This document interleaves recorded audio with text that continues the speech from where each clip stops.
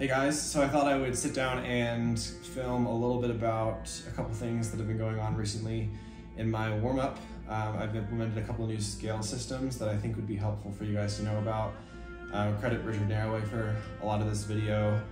I learned some of those from him, and then some double stop things that I have been doing that I gathered from Johannes Moser. So hope this helps, and hope that it's an informative and insightful tutorial into what I've been up to and what might help you, because it's helped me out. So the Globion scale system was the first thing.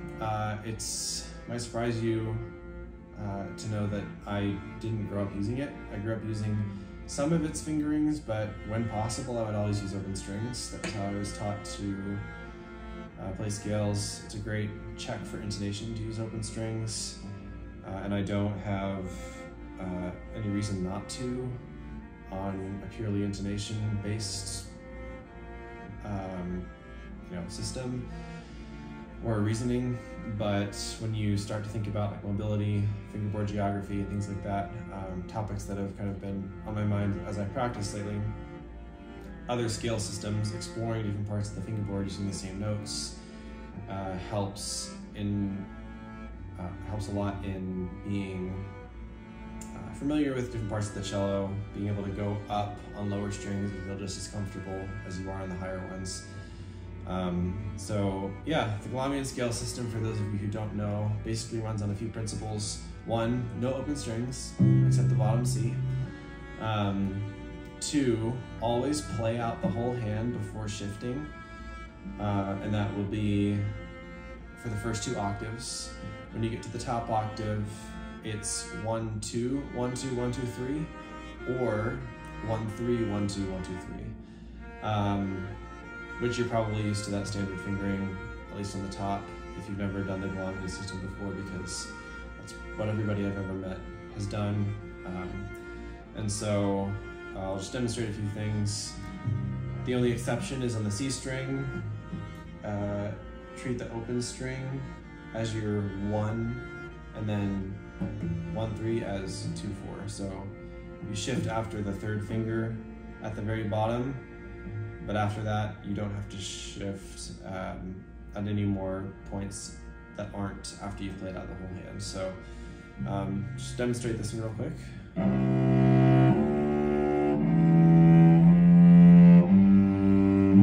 I've played the whole hand out, so I'm going to shift. Again. And then no open strings.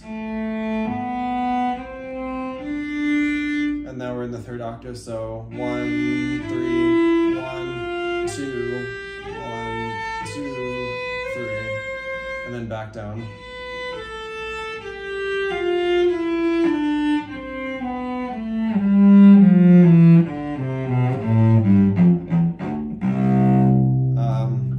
That's basically how that works, and you can put the turn on the bottom to practice it in rhythms with the metronome, because you always end up metronomically at the same point. You can practice other scales the same way, all 15 of them. You can do minor scales in this pattern too. I don't often practice my minor scales, but it works for those as well. So I'll just demonstrate another one to kind of get the principles of the fingering solidified.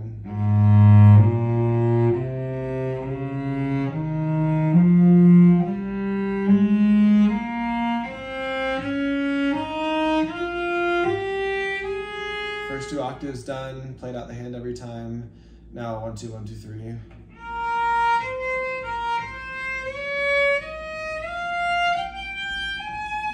And then you would come back down. Another scale system that I know of, I just call it the D string thumb position scale system. And that sounds pretty basic, but I don't know that there's an official name for it.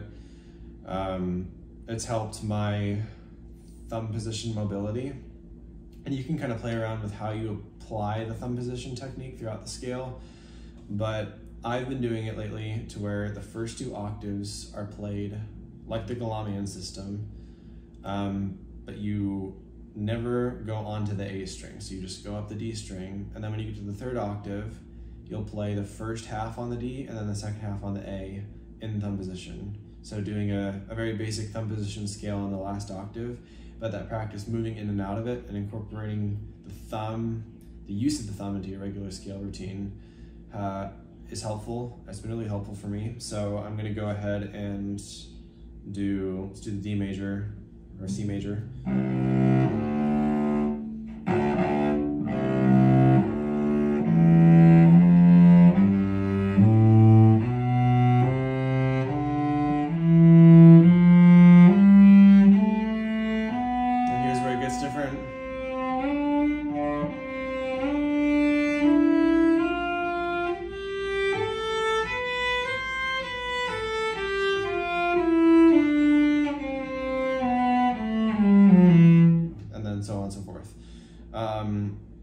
That same principle applies, and it gets a little funny when you're using higher scales like A, B flat, and B, because you spend a lot of time on the D string, especially in B major, but I'll demonstrate the climb. Can't play and talk at the same time.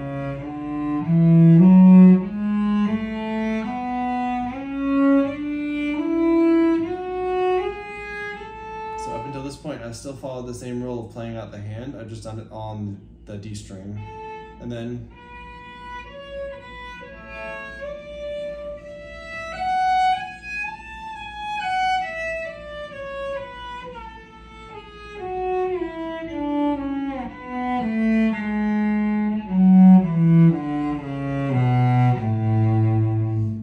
so those have been two scale systems that have been instrumental in shaping my left hand confidence. Next, I wanted to talk about double stops. I know we all hate them, but they're excellent for building strength and endurance into your left hand, and then improving your ability to do kind of random and awkward positions up high with your left hand. So Johannes Moser incorporates multiple different intervals of double stops into the same scale. So what I mean by that is he'll do, if he's doing C major in thirds,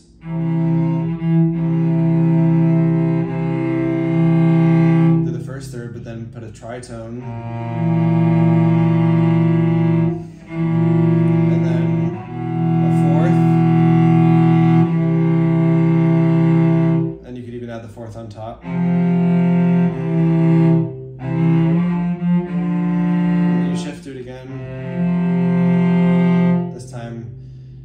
Because we're trying to stay relatively diatonic. Go down to the fourth. And then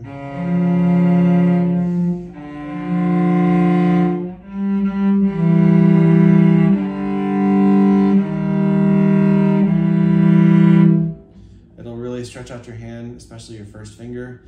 You can also incorporate fourths into your sixths. So I never really practice fourths alone anymore. I mostly practice them interspersed with thirds and sixths. So if I'm doing A major,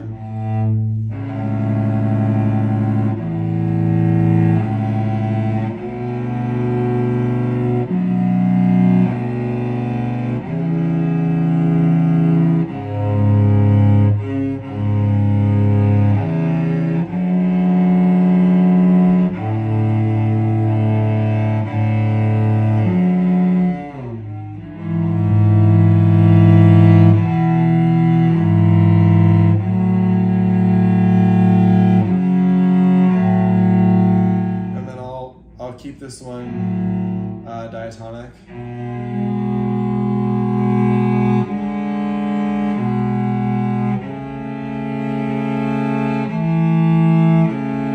I'll go up for a couple octaves, come back down. That's been helpful in increasing my left hand mobility. And then octaves I just practice as normal. In scales, I'll do them in chromatic scales sometimes. I hope this has been helpful, and let me know in the comments if you guys want to see more stuff like this in the future. If these technique tutorials or just kind of informative videos are helpful, let me know, and see you guys around.